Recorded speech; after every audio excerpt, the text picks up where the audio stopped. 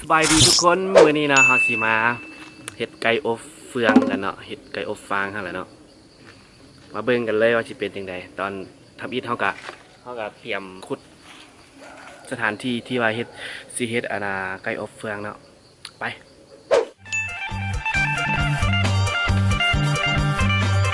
ทุกคนในเมื่อเฮาเตรียมดินไว้แล้วเนาะเตรียมคุมไว้แล้วเนาะวันนี้เฮาสิไปตัดไม้เพราะว่าเฟืองเฮามันบ่พอเนาะช่วงนี้ก็หน้าฝนแล้วนะเฟืองมันน้อยพอดีเขาสิไปตัดไม้มาเสริมเก็บเอาตามท้องนา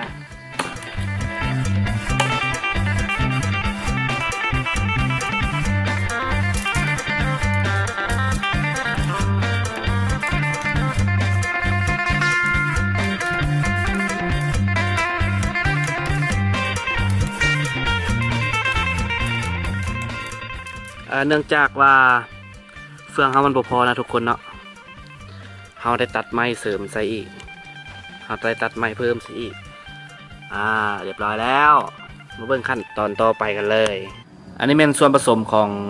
ที่เขาจะเฮ็ดไก่อบเฟืองเนาะมันจะมีใบขี้หู้แล้วก็กระเทียมแล้วก็ขิงแล้วก็หัวชิไข่มะเขืออันนี้พริกไทยน้ำปลาผงชูรสนี่ผงชูรสเป็นนัวแล้วก็ไก่เนาะโอเคเขาจะเอาไปตำลองเบิ่งว่าสิหอมแล้วน่ากินส่ำใด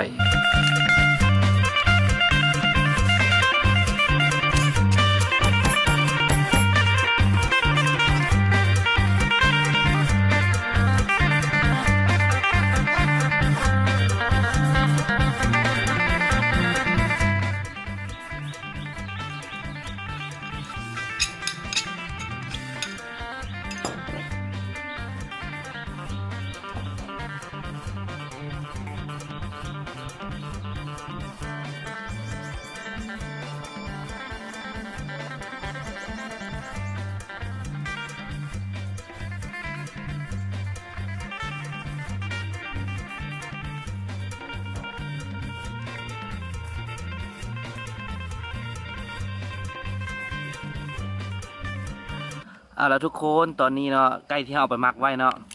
มันได้แล้วเนาะโอเคประมาณ5 ชั่วโมงนี่เนาะไก่ครับอันนี้เขาบอกให้พิบเอาหม้อใส่เอา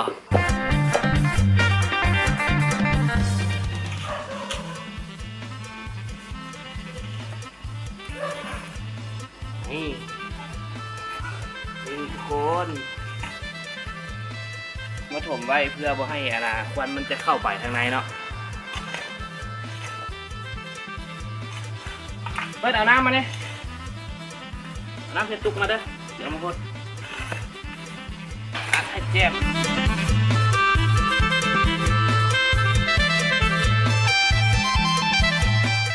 จุดเลยจุดฝากกูเนี่ยโอ้ยฮอนอย่าบอกเอาตัวนั้นออกเนี่ยมันลามได้ออกไกล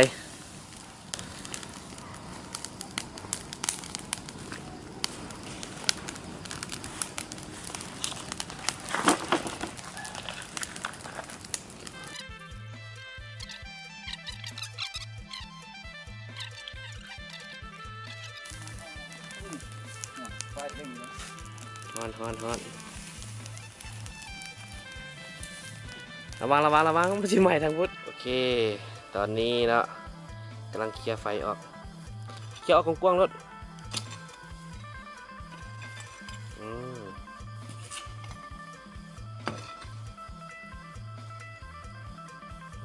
เป็นไหม้แล้ววะ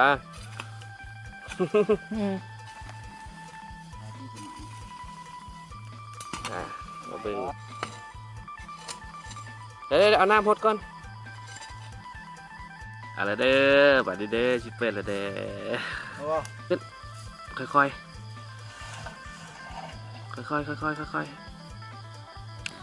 ว้าวสุดยอดสุดยอดพี่น้องโอ้ยสุกปะวะสุกแค่สุกเนาะโอ้เหลืองเต็มเดี๋ยวเบิ่งนี่เบิ่งนี่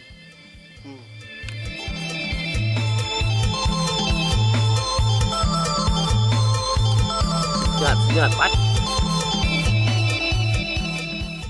กราบสวัสดีท่านผู้ชมทุกท่านเนาะวันนี้เราจะมากินไก่อบเฟืองโอ้ยพี่น้องนะ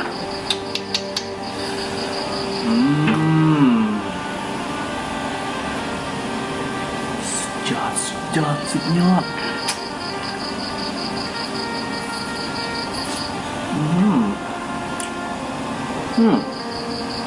แซ่บ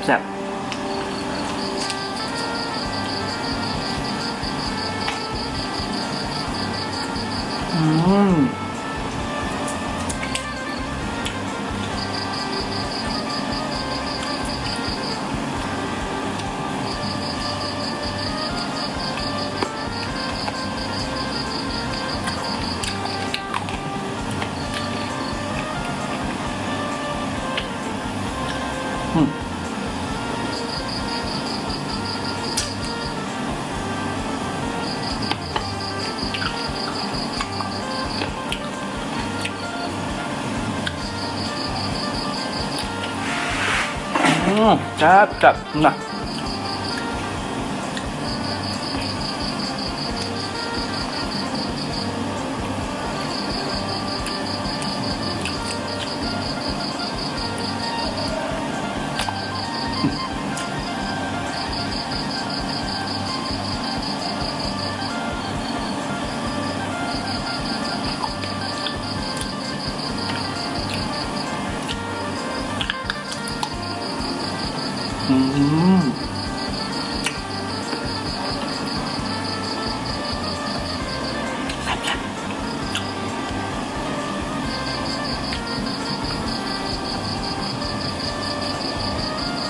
มันจะหอมสมุนไพรที่ว่าเขาหมักไว้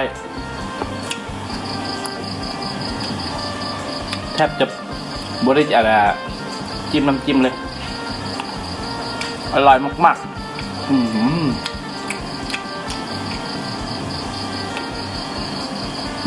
เอาไว้แห้ง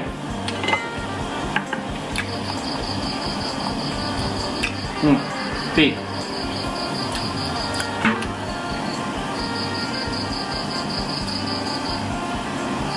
ไม่ปีกเยอะๆจ้า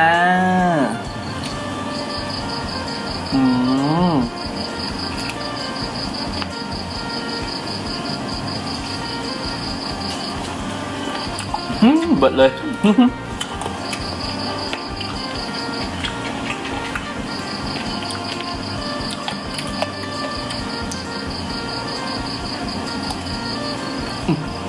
กินกระดูกอ่อนมันเป็นน้องโบ้แซ่บ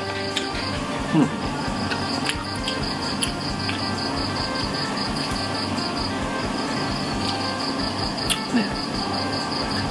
มาเถอะไก่ย่าง5 ดาวไก่อบฟาง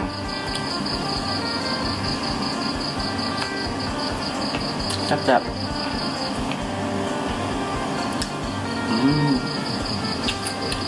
อร่อยอ่ะ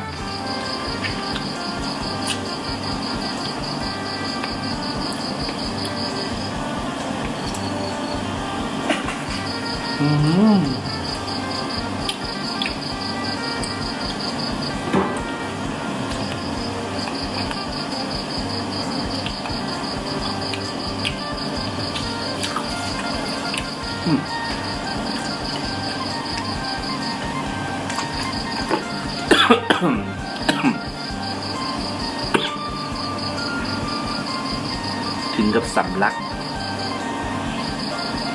นะเนี่ยผู้ชมเปิดทุกเหลืองเต็มปะ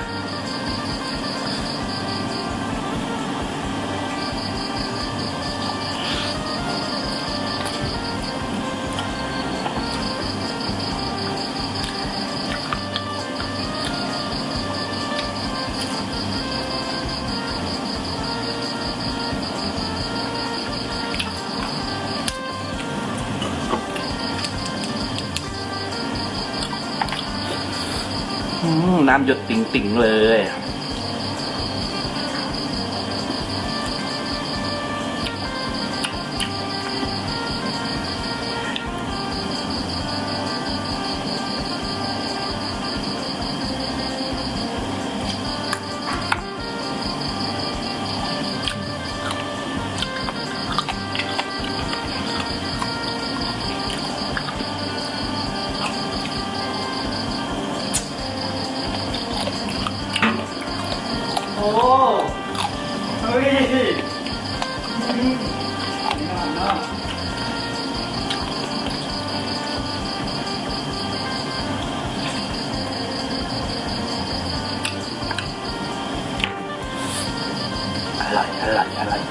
เชียว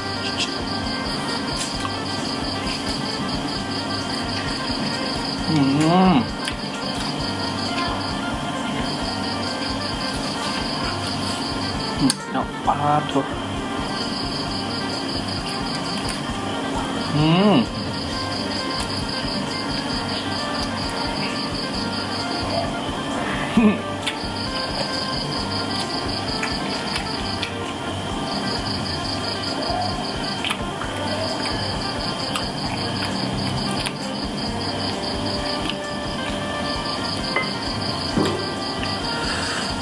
ไก่อบฟาง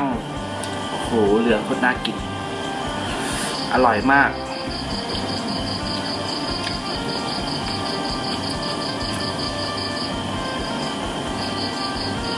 นี่ตะไคร้นะหัวจิงไข่ที่เขายัดไว้มาเบิ่งดูทางในมันสิสุกบ่โอ้ท่านผู้ชม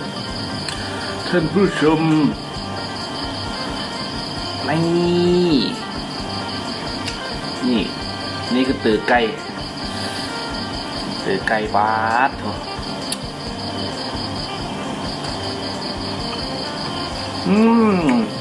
อร่อยเฉยจับ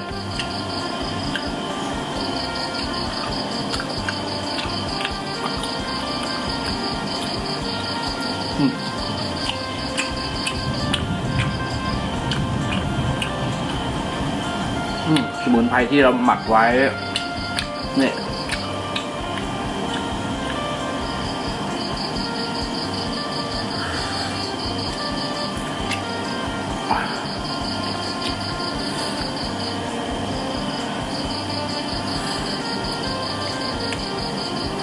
โอ้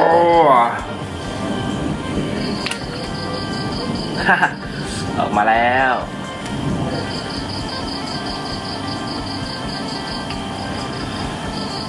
มือเลอะหมดเลย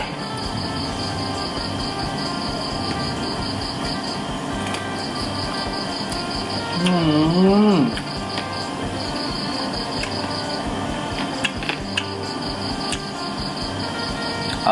ร่อย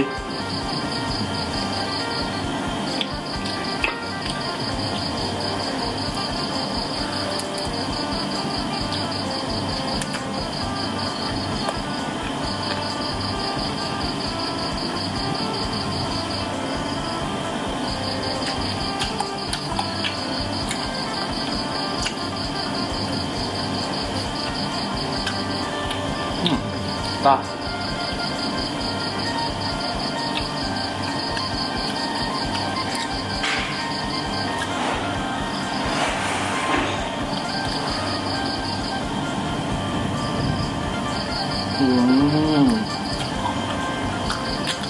แงะกระดูกออกหมดเลย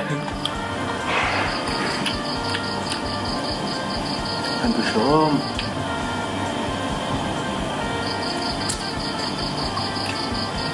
กินอย่างเดียวพูดน้อยๆ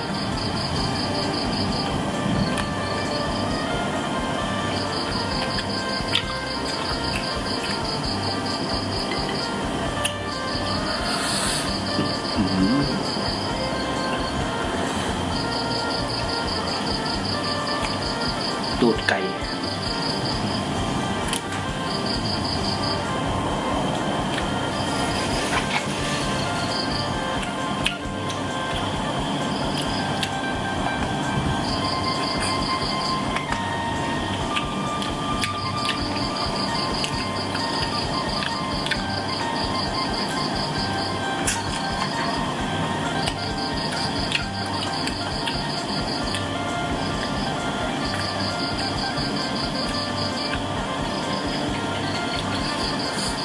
ครับ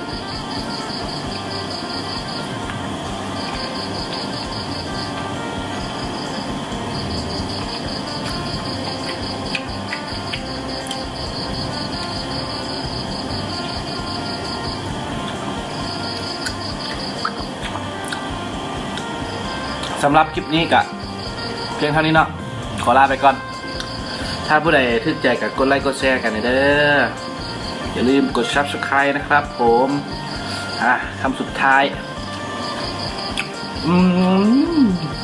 ชับบ๊ายบาย